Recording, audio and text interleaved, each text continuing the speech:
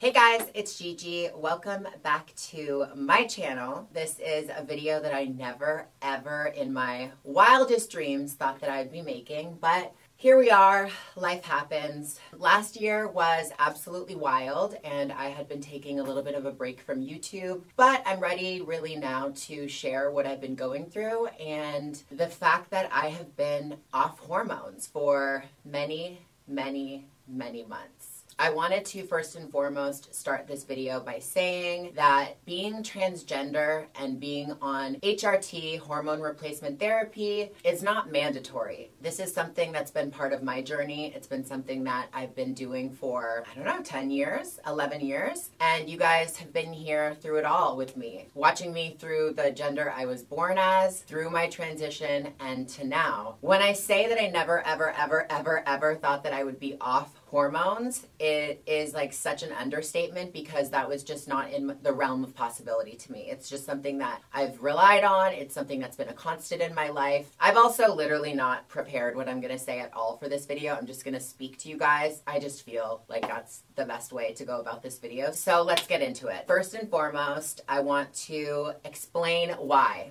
Why am I off hormones? How long have I been off hormones? The reason I am off hormones is because my husband and I, Nats, and I'm going to try to speak mostly from my side of the relationship because he's obviously not here, but we have been going down the road of the fertility journey that is IVF and trying to create a biological baby. And about 3 years ago on my YouTube channel, I made a video called my sperm bank experience. I don't even know if that's actually what it's called, a sperm bank. I guess I just used that for the title, but that's exactly what I did. I marched my ass in there looking super feminine and they were definitely gagged. And it was one of the most cringy experiences of my fucking life. And that is no exaggeration whatsoever. Going somewhere and giving a sample, which obviously is like jerking off into a cup. It's obviously like an easy thing to do, but it's such a mind fuck and it's so typically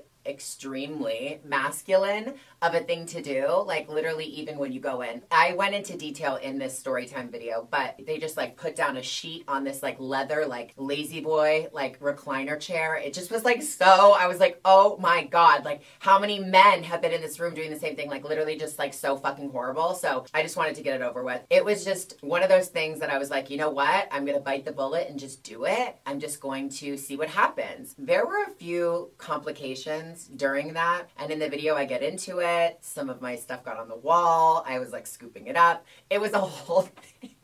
So then, whatever, a few days later, I get a call from the doctor and I was told that there was no semen or sperm in my sample. And I was like, oh, well, must have been just because I was like using the fucking...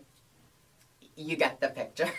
But the experience was so cringe to me that I didn't want to go back. I didn't want to go through that again. And it was because the staff I didn't know honestly if they had ever had like somebody like me go in there and do such a thing. Like I was rerouted a bunch of times and it just felt like really uncomfortable. And I'm a very non-confrontational person. Like there's an issue I really like. I don't want to call someone up and be like, your staff sucks. Like this is absolutely ridiculous. Like fuck you. You shouldn't treat people like... I would rather like somebody else do it for me because like I just don't want to I don't want to cause a scene. I don't want to have people be like, oh my God, like, yeah, I don't want to make them like feel bad. So anyways, I made the video and I get a call from the doctor. Somebody showed her my story time video and she goes, oh my God, Gigi, I am so embarrassed of the way that my staff has treated you and I would love to have you come back. They all know your situation now. It's all on your file. You will not have this experience again. So I was like, okay, yeah, for sure. Never went back until now. It's been 3 years and Nats and I have been married now for 3 years. So I don't know how it actually started. Maybe he would be able to tell you, but we are going down that road again. And the second that we decided that, I just cold turkey stopped my hormones. I didn't tell him that I was going to do that. I didn't tell anyone. I was going to do that actually. I just literally put the pill outside, put the pill bottle, and put my needles and all of my estrogen. I just put it in. There's like this little cute like Supreme tin can in the kitchen. You guys are like, okay, too many details. I just never opened that. Ever. It would just stay there. I would see it. I would be like, okay, this is like, you know, for our future. So yeah, months went by, probably like 3 months, and I wasn't really feeling any different, to be completely honest. The only difference I really noticed is I was becoming a little bit less emotional, and I wasn't crying. When I was really regular with like my estrogen and stuff, a lot would make me cry. Like, I know everyone says, I was watching a commercial and I cried, but like literally. And like if somebody that I loved said something like bad or hurtful about me, I would feel really like bad about it. And you know, a month, 2-3 months off hormones, I was catching myself not really getting affected as much, which is definitely a testosterone attribute. Well, not that I'm complaining that I'm crying less. I love crying. I love it. It's like a good release. It feels really great, but it's kind of nice not to.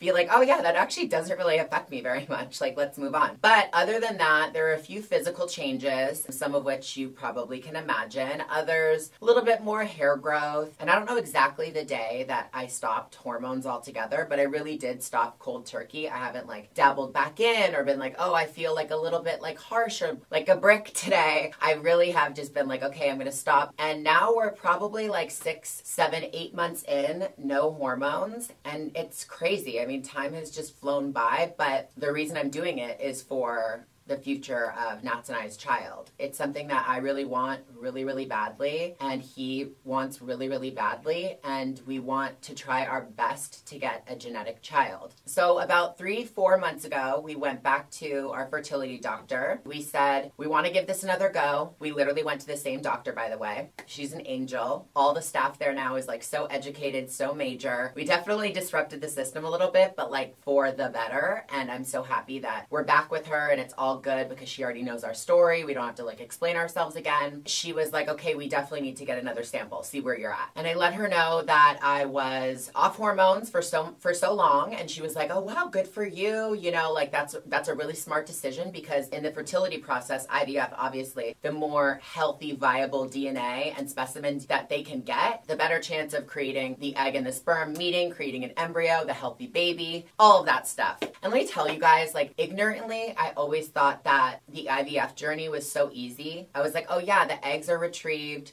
the sperm is given, they literally like mix it in a tube or whatever, the baby's there, and then they like literally just put it in whoever wants to carry it. It's not like that at all. I've had more doctor's appointments than I've ever had in my life. It literally is becoming like almost like a bi-weekly thing. It's out of control, the amount that goes into this, especially if you are trans, and especially if both of you are trans, which we are. And I'm gonna be honest, I am scared. And I'm scared because when I gave my first sample back after the 3 years, when I had been off hormones for, you know, 3-4 months, I got the results back and there was still no sperm. I couldn't believe it. I was like, oh, there must be a mistake, because this time I did it correctly. I've been off hormones. Everything is fine. You know, the quality is gorgeous. I mean, I'm not going to get too graphic, but like, it's gorgeous.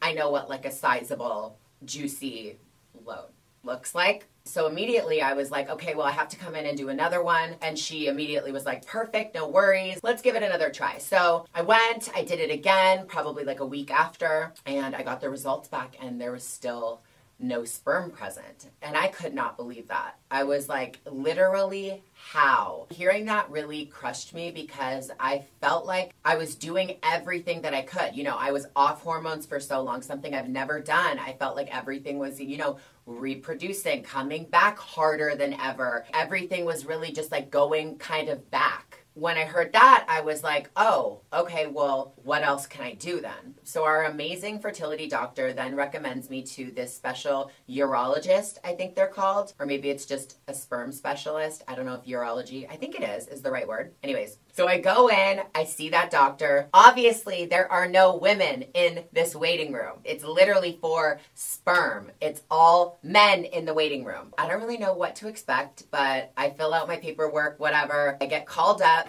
and it's me and my husband in one room, and the room is like a little dingy, I won't lie. I was like expecting a little bit cuter, but it's like full on like Cedars-Sinai, and I was like, oh my God, I don't want to be here. Like, this is so awkward. But I was like, maybe this will be like chill. Like, who knows? So the specialist comes in, and there's like an assistant behind them, like typing up all these notes. I guess he was like learning and like shadowing the specialist. The assistant is carrying this Ziploc bag of yellow balls. And it's like yellow balls on a chain, almost like anal beads, kind of. Not like hard. Well, are anal beads hard? I wouldn't know. Anyway, yeah, are the anal beads I used last night hard? It was like a big like string thing like this, but all like different size yellow balls, like mustard yellow, just to give you a little imagery. And it's like from the size of like literally like a pea all the way going up to the size of like I would say like this. And I was just like, what the fuck is that for? So it's put on the computer, and I'm starting to get grilled with questions, right? Literally anything you can imagine. And one of the first things I was told is you need to go and get more labs done. If you're unfamiliar, is basically you get a shit ton of blood drawn. Like, I'm talking like 8 vials, and a vial is like this big. So you lose like a lot of blood, and they test every single thing you have. They can test everything. It's basically like an internal physical. And I just find it still so wild that they can just do all that just from blood. Like,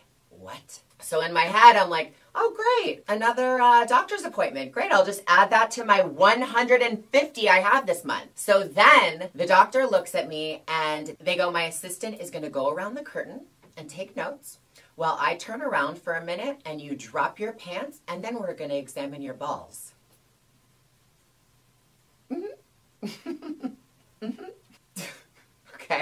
Okay. So the assistant goes behind the little curtain, goes like it's like a medical, like it's Cedars-Sinai, it's a hospital. The doctor turns around, meanwhile, fully tucked, fully in my tuck it up panty, with full jeans on. And I've just been like, you know, in the car, sitting, living my life. So like the balls are up, okay? I'm like, okay. So like I get up, I'm like, shimmy my little skinny jeans down, shimmy my little thong panty down. Then the doctor turns around, grabs the Ziploc bag with all the yellow balls in it, takes all the chain of balls out and like does it this. So they're all going out. And I'm like, oh, so we're going to measure the size of mine. Got it. Perfect. Okay, great. You know, moments where it's like, it's so cringe you want to disassociate so badly, but it's so cringe you can't. That is where I was at. I was literally like looking down at him do it, and then I was like looking away, kind of smirking, laughing. And I turn around to my husband and I'm like, I cannot believe this is happening, right? And all he has to say is, he looks down at my ass and he goes,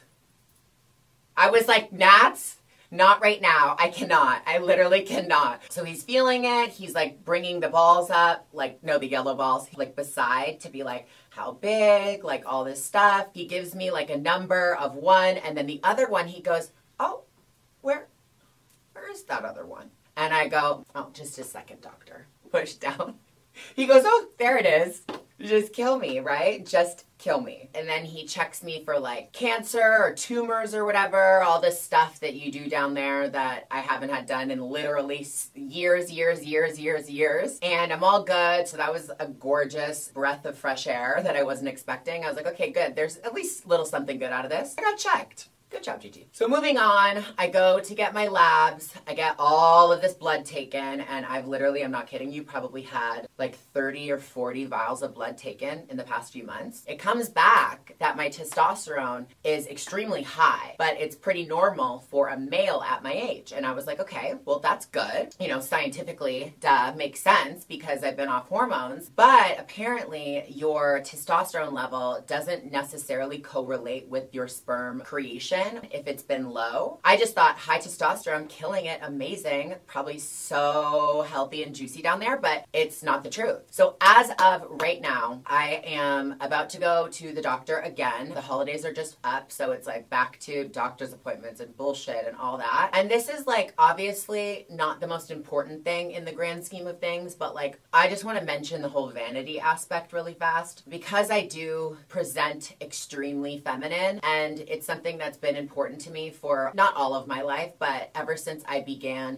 experimenting with makeup and really like expressing myself through that artistic aspect and like, you know, internal like soul aspect. Losing my femininity is something that I'm really, really, really scared of. I've definitely had very sad days where I don't feel very girly, or I don't feel like I look as good as I used to, or feeling as great as I used to, and that is just something that I have to put aside for right now, because this is the main goal. And when I said that I was going to give this my all, I meant it, but it's something that I did want to mention, because I don't know, anybody that's planning on going through this, or anybody that's taken a pause from hormones, definitely has that in the back of their mind, if not like the forefront of the mind. Because as trans people who are more binary, it really does affect us. And I just wanted to mention that, because it's also something that I've been really feeling and having to work at, but it just is what it is. Anybody that is newly trans or newly wanting to start hormones, please, please consider freezing what you have if you have the means. If there's even a little inkling in you that is like, I want